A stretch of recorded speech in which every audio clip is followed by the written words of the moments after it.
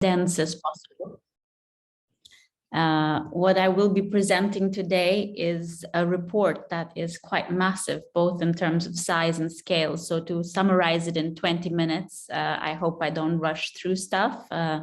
Please feel free to ask questions post that.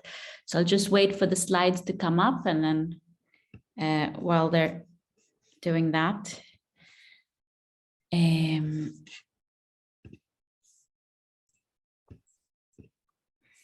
perfect, thank you. I can see the first slide here already.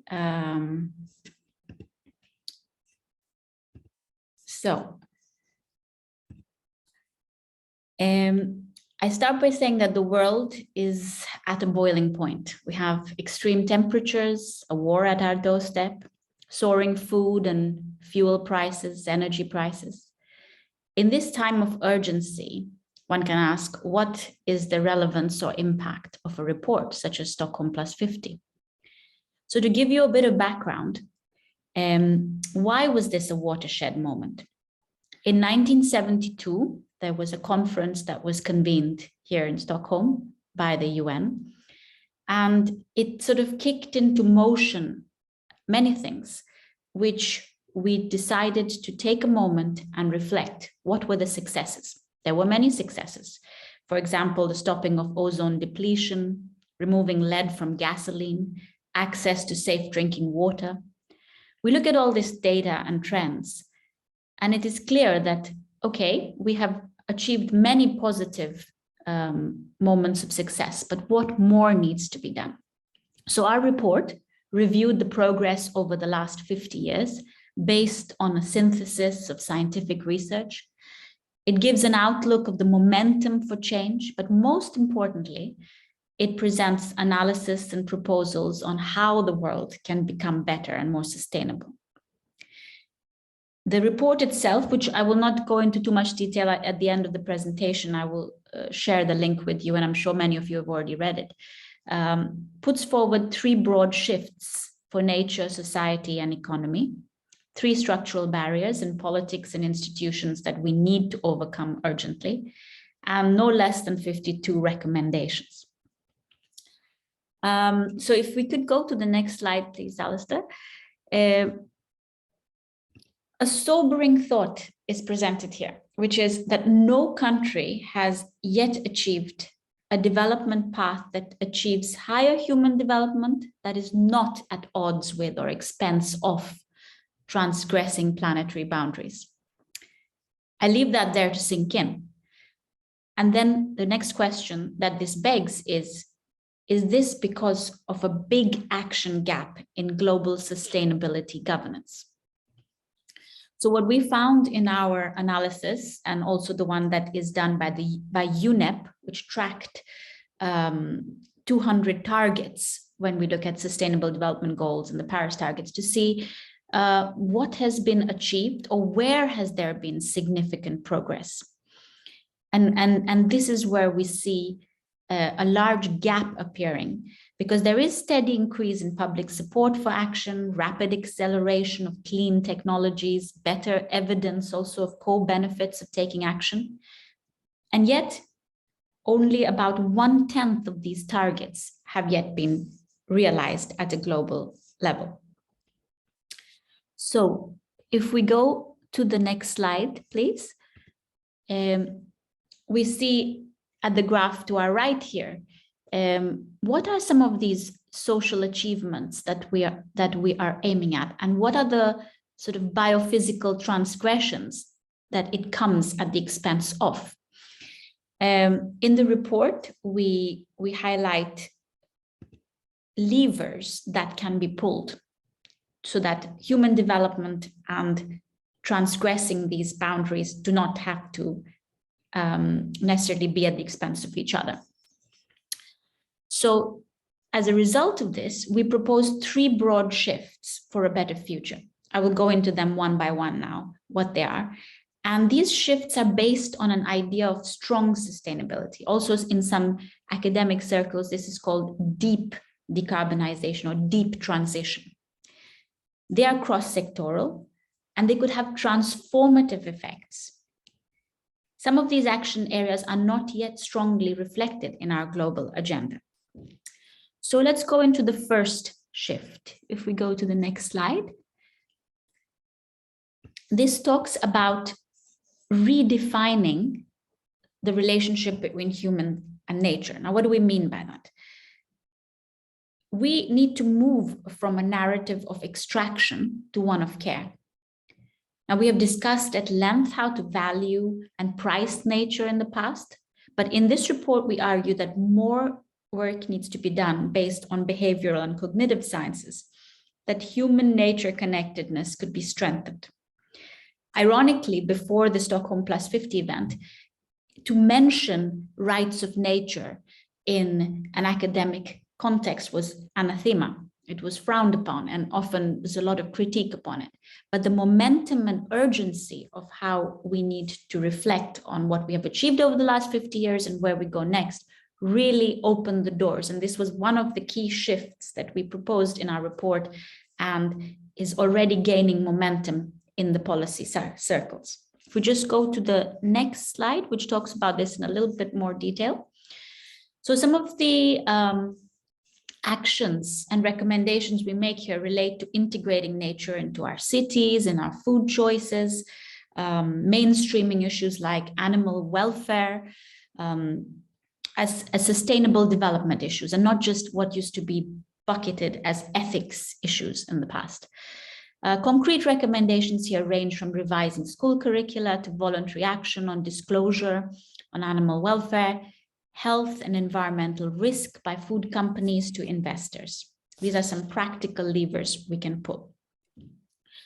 But the main thrust of this idea that we are putting forward is that we stop looking at the economy as something outside of the human-environment interaction, that we need to consider ourselves, our ecosystems as part of and parcel of this, and this is how we reflect our choices on growth and other indicators of human development.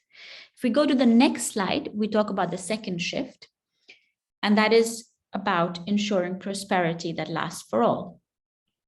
How can we consume and produce in a more resource efficient or sufficient way while leading a good life? This is often the conundrum we're faced with.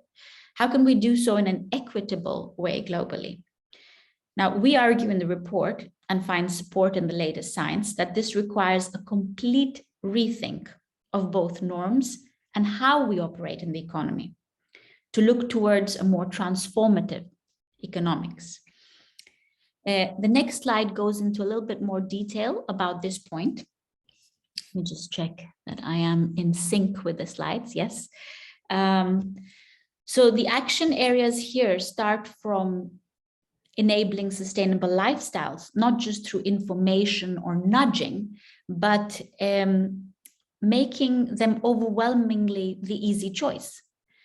This can be done through shifts in business models, from product function, supply chain governance that is more harmonized, green job creation that creates also decent jobs and addresses youth unemployment issues at a macroeconomic scale, with genuine prosperity goals and mainstreaming sustainable in the selection environment for innovation. These sound great, but what do they mean concretely? Our concrete recommendations range from a regular UN forum on sustainable lifestyles to co-develop pathways to public procurement that accelerates this shift from product to function. So here we emphasize a lot that we are making a shift, not just in our thinking, but in our infrastructure that goes beyond looking at the global north and improving lifestyles here at the expense of supply chain consequences for the global south. But can this happen without investment? And that brings me to the third shift, which is the next slide, where we talk about investing in a better future. Now, we've seen over the last 50 years a rapidly growing interest from private capital and the finance sector to invest more sustainably, but argue that there is still a long way that we need to go for governments to help align financial flows, not just to green investments, but away from environmentally harmful investments. We also see that sustainable investing is not really a volume problem today. It is a problem of allocation and access for lower and middle income contexts. So the next slide goes into a little bit more detail here. We identify possible actions as investing even more in public funds for innovation and missions co-defined with stakeholders. In the international context, what does this mean? This translates into exploring co-development of technology between what is considered the developing world and the global north. So a new paradigm for so far ineffective technology transfer takes place.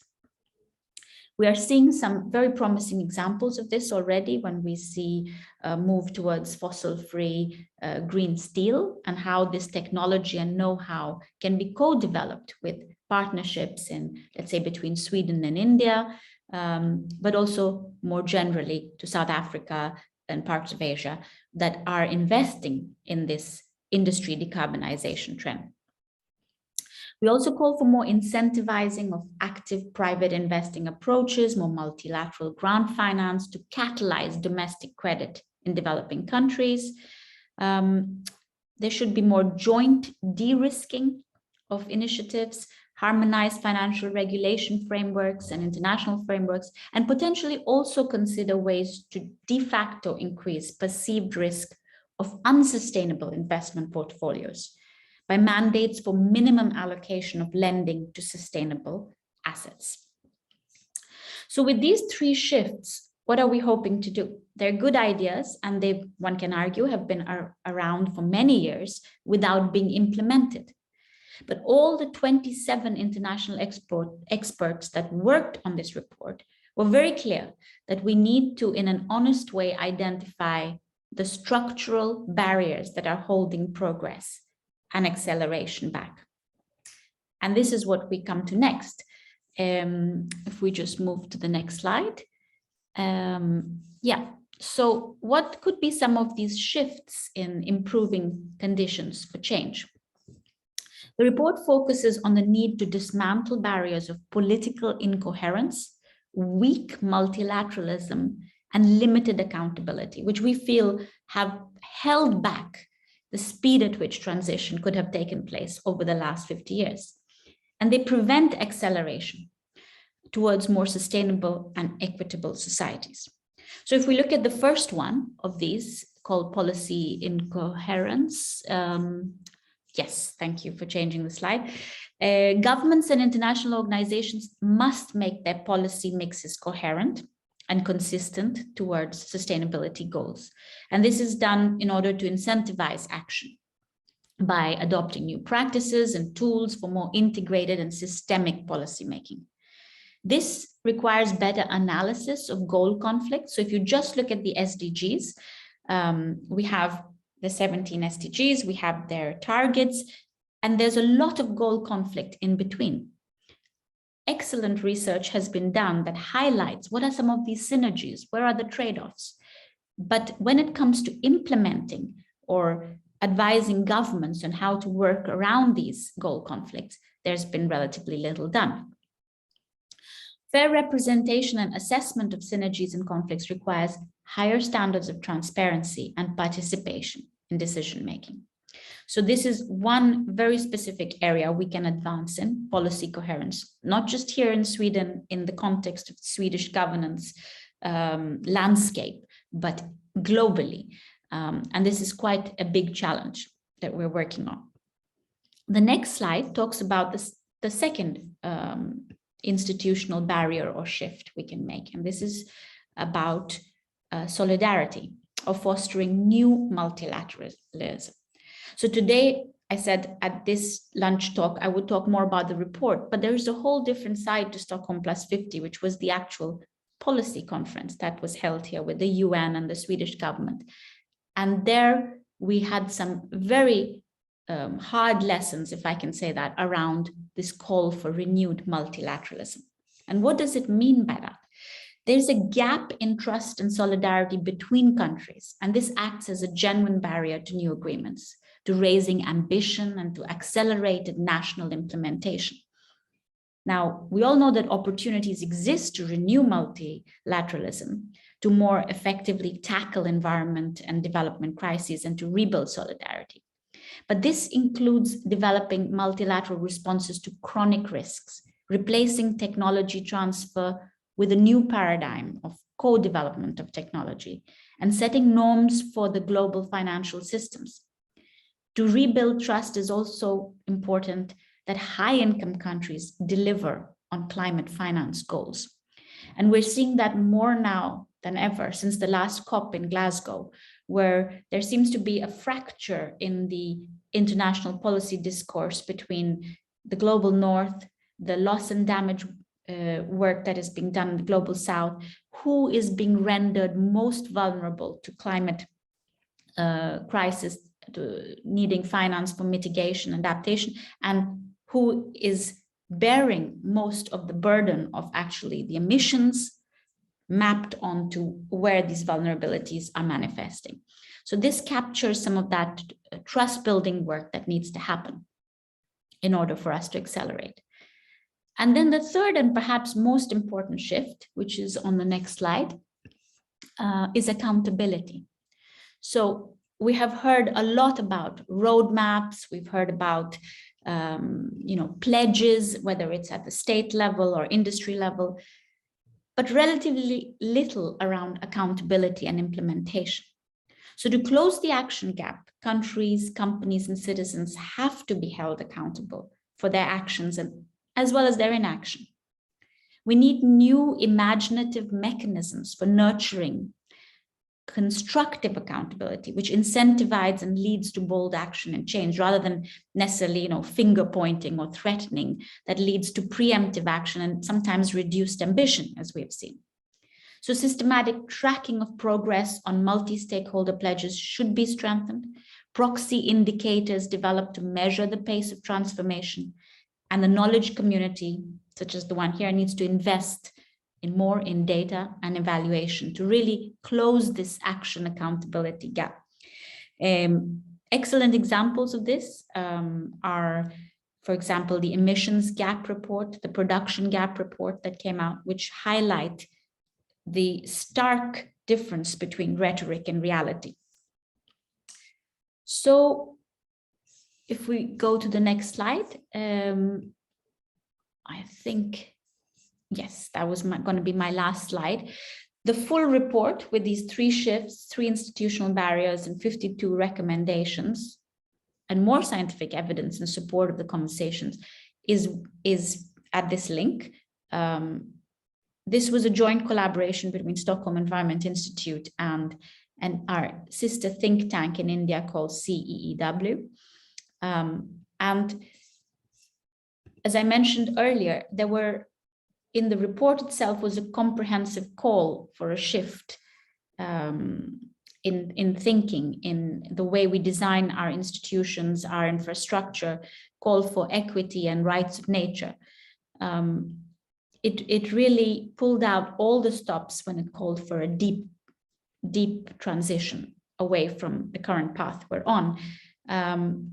The policy and political process that accompanied it is a separate discussion item, but maybe this is something we can cover in our discussion or Q&A today about how do we then take these critical insights from science, from our observations of how industry and governments come together, and translate them into concrete next steps for implementation and accountability. So I will stop there, because I know I had 20 minutes to present and the rest should be discussion, but happy to answer any questions.